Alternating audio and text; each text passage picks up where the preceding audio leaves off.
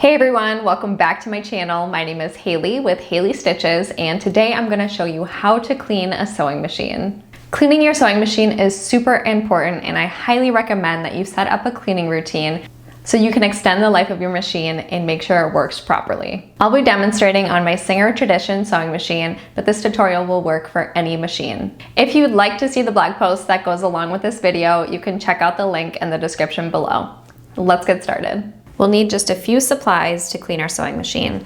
The first thing you'll need is a cloth. I like to use a microfiber cloth, but any soft cloth you have will work just fine. Next, you'll need the screwdriver that your sewing machine came with to take off the needle plate. And lastly, you'll need a lint brush. Your sewing machine should have come with a lint brush, but if it didn't, you can also use a clean paintbrush or makeup brush. The first thing we want to do is take our cloth and wipe down the machine. So in order to do that, we are going to unthread the top of our machine and then work from the top down. If you don't store your sewing machine covered, lint and dust can build up pretty quickly. So make sure this is a regular part of your sewing machine cleaning. Now that the outside of our machine is clean, we can clean the inside of the machine. Before we start anything here, make sure that your machine is turned off and unplugged. The first thing we'll want to do is remove the needle. If you haven't changed your sewing machine needle recently, now is a great time to do that. We're also going to remove the presser foot. My sewing machine has a front loading bobbin, so I am going to take off this storage compartment, open up the bobbin storage, and remove the bobbin. To remove the bobbin, you will pull out this arm and remove the whole thing. This will unthread the bottom of the machine. Now we're ready to unscrew the needle plate. To do this step, I'm going to take the screwdriver that my sewing machine came with and unscrew the screws. Try to keep your screws in a safe space so you don't lose them. Now that the screws are removed, the needle plate will lift off super easily. And I am going to wipe this down. Now if we zoom in, you can see there's a lot of lint and dust on my machine. I actually haven't cleaned it for a little while because for this video I wanted to show you what about a week of sewing as a quilter will look like. Because quilting uses so much fabric and thread, you can expect this amount of buildup within a couple weeks if you're regularly using your machine. So to clean my machine, I am going to take my lint brush and start from the top down and just dust everything off. And what will happen is the little brushes on my lint brush will catch the lint, and you can see there's a lot of lint there, and that's because of the fabric I was using was really linty. So I'm going to keep doing this until I can get all of the lint out of underneath my needle plate.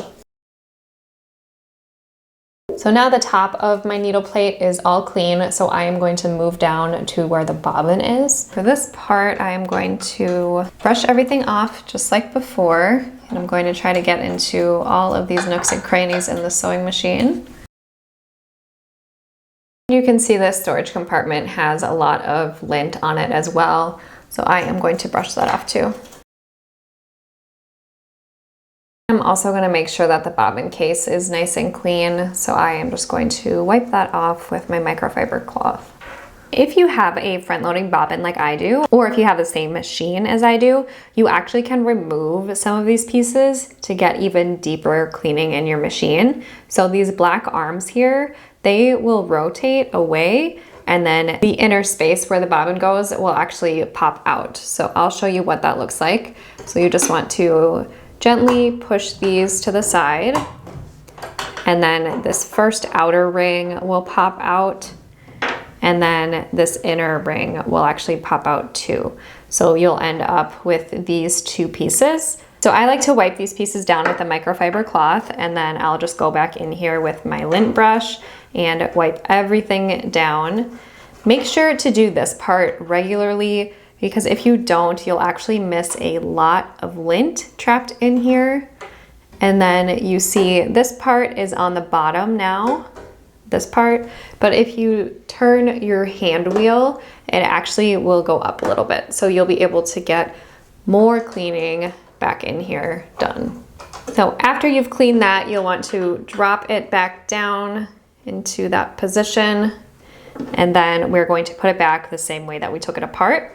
So we're going to take this piece and push it back in here, and it will just line up perfectly like so. And then we're going to take this outer ring and place it back on. And then you can push the arms back in front to secure everything together. And now your bobbin is ready to be inserted back into your machine.